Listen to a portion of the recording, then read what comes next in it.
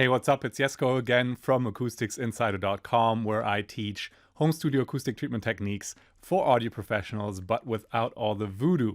And in this video, I want to talk about the simple question when it relates to a general approach of treating a mixing room and a recording room. So a hybrid recording mixing studio, because obviously most of us kind of DIY home studio, project studio folks, we're not just really mixing in our studios. We're probably recording vocals. We're probably recording guitars. We might be recording bass, maybe even a piano or a drum kit. And if you're doing all of that from the same room, how do you actually approach the treatment? Because you need a dry space for mixing. You really want the room to have the least impact on the speakers possible, but you also want a killer recording sound. So which do you prioritize, and kind of how do you go about getting that, treating that kind of space, getting the sound that you want?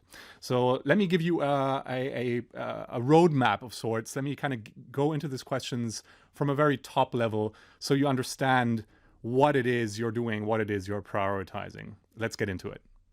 So just to get this out of the way first, if you're mainly doing recording work in the room and mixing is a little bit of an afterthought, as in like you're putting a little setup in the room, maybe a little desk with speakers on it that you can maybe even roll around just to kind of double check your recordings, maybe do some preliminary mixing, then that's not what I'm talking about. At that point, you're building, treating, working out of a recording room.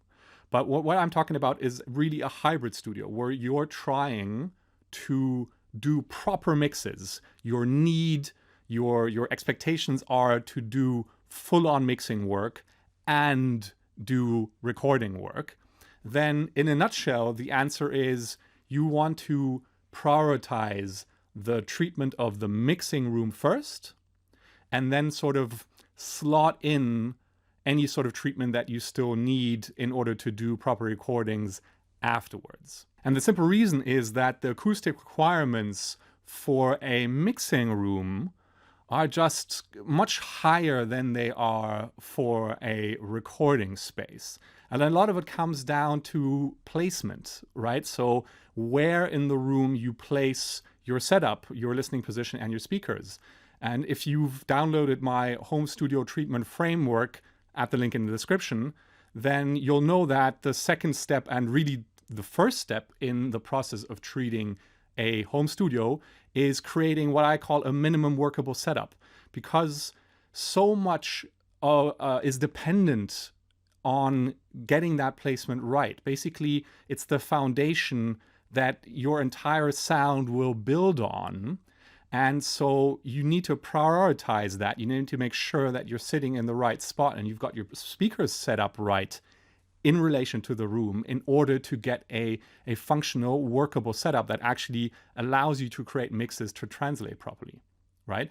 In comparison, placing a singer, a vocalist, a guitarist or whatever, and their microphone, it's a lot more flexible. There are sort of, you should experiment with that, and there are definitely sort of pros and cons or like advantages to finding the right position, but it's much more a sort of creative endeavor, finding the right spot, creating the right sound in the recording. And so there's a lot more flexibility there.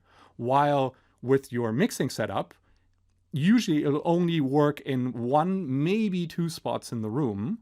And unless you find that exact spot, you're probably not going to be able to really use the setup, the sound properly to get proper mixes. But the actual acoustic treatment in itself is also something that you really want to prioritize in terms of your mixing setup, because again, the demands of reducing the impact of the room on your speakers is much higher with a mixing setup than it is for recording purposes. When you're recording, the style of the room sound really is a creative decision. What room sound you want depends on, well, first of all, what kind of music you intend to make in there.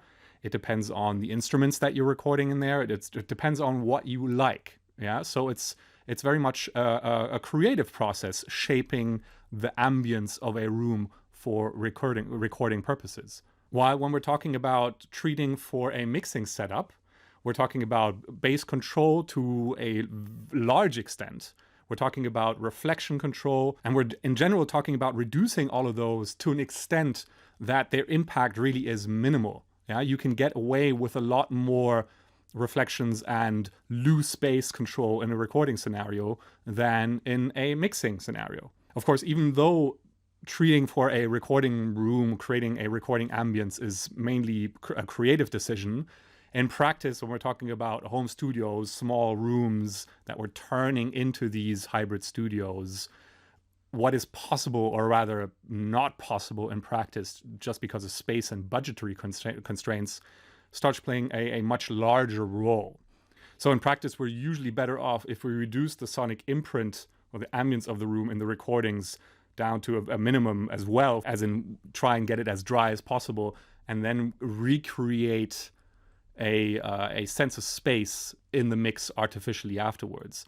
And in that sense, creating working on the mixing side of things first actually also works in your favor in terms of creating the right ambience for recording purposes. So basically, to summarize, that's why it just makes more sense to prioritize treatment of the room for mixing purposes first, and basically going as far as you can with that, and then slotting in any type of treatment that you might still need for, let's say, maybe controlling some reflections for recording purposes afterwards, because a lot of the work that you will put into creating the right sound for your mixing setup is also going to work in favor of creating the right sound for your recordings.